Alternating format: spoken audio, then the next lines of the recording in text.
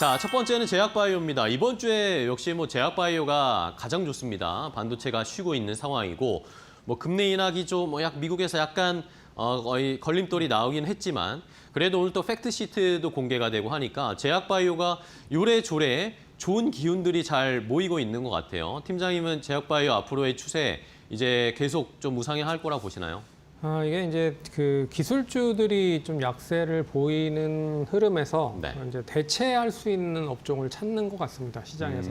그런 점에서 제약바이오가 그 틈을 좀 비집고 들어가서 주도주로 다시 부각이 되는 게 아닌가라고 생각을 드는데 전반적으로 이번 주에 나온 가장 큰 뉴스가 있었죠. 이제 ABL 바이오가 일라일리에 3조 8천억 정도 기술 수출을 했다라는 이야기가 나오면서 전반적으로 그동안에 잠재되어 있었던 기술 수출을 준비하고 있는 기업들까지 같이 상승을 하고 있는 상황인 것 같습니다. 그러면 미국에서 이 바이오에텍 관련된 업체들이 상당히 많이 이제 우리나라 관련된 쪽에 투자를 많이 하고 있는데요. 그 이유는 결국 이제 코로나 때 돈을 많이 번 기업들이 많습니다. 그래서 최근에 메세라라고 하는 그 비만 치료제 관련된 회사를 이제 화이자에서 인수를 했잖아요. 그런 것도 이 코로나 때 상당히 돈을 많이 벌었기 때문에 그 돈을 주체할 수가 없다라고 좀 보고 있어요. 그런 점에서 기술 수출이나 후보 물질에 적극적으로 투자를 하면서 파이프라인을 좀 높이는 게 아닌가.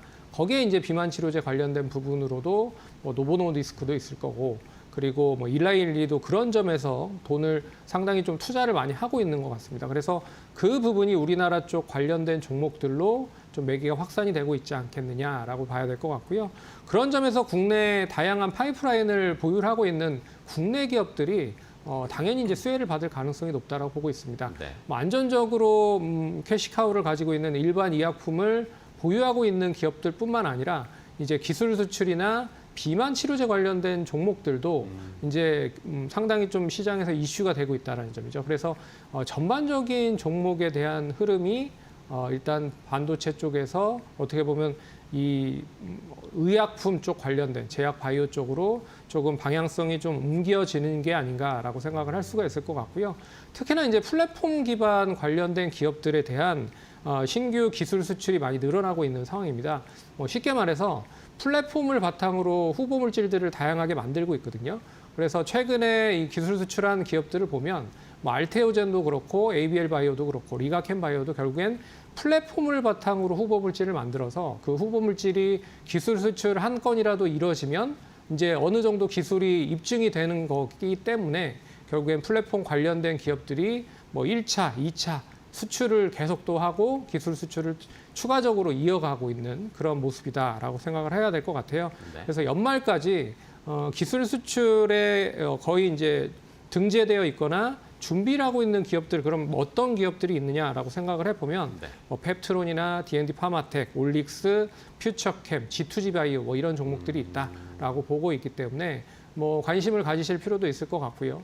하지만 이제 기술주들이 다시 반등을 한다라고 하면 이런 이제 이슈에 대한 상승으로 움직였었던 바이오 종목들이 일단 숨고르기에 들어갈 가능성도 높다. 그렇기 때문에 다음 주 엔비디아 실적을 발표할 겁니다. 그런 점에서 실적 발표한 이전에 어떠한 방향성을 이 바이오 쪽에서 움직일 가능성이 높을 것 같고요. 네. 그 이후에 기술주과 같이 어떻게 공존하는지 잘 지켜보면 좋을 것 같습니다. 네, 좋습니다.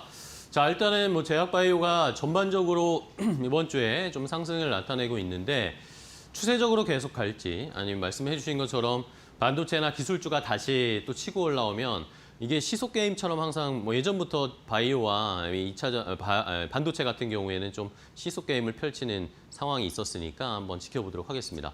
자, 그럼 관련된 종목, 제약바이오 쪽에 어떤 종목 좀 보시는지 한 2개 정도 간단하게 볼까요? 네, 첫 번째 종목이 녹십자인데요. 녹십자는 잘 아시다시피 일반 의약품 쪽에 상당히 좀 스테디셀러 제품이 네. 있습니다. 알리글로라고 하는 제품인데요. 이 제품이 미국 쪽뿐만 아니라 다양한 국가에 좀 판매가 되고 있다. 근데 특히나 미국 쪽에서 많이 판매가 되고 있기 때문에 좀 긍정적으로 보셔야 될 것 같고요. 희귀의약품 관련된 라인업도 계속적으로 있습니다. 그래서 헌터리제 관련된 부분, 그리고 산폴리 증후군이나 파브리병 관련된 부분에 있어서의 파이프라인 투자도 계속 진행이 되고 있다. 라고 좀 보고 있기 때문에 바닥권에서 상승을 하고 있는 흐름이라고 보면 녹십자도 관심 있게 봐야 될 것 같고요. 두 번째 종목은 이제 GI 이노베이션입니다. 이노베이션 이 회사는 결국에 이제 기존의 알레르기 치료제 이상 관련돼서 일단 유한양행 쪽의 기술 수출을 어느 정도 완료가 된 상황입니다. 그런 점에서 안정적으로 기술 수출에 대한 로열티를 올해부터 계속 받고 있는 상황이고요. 그걸 바탕으로 이제 변이체 항암제 관련된 부분에 있어서도 라인업이 계속적으로 준비가 되고 있기 때문에 거기에 대한 부분도 올해 말이나 내년 정도에 대한 부분에 있어서는 어떤 결과가 나오는지 한번 지켜보시면 좋을 것 같습니다. 네, 좋습니다.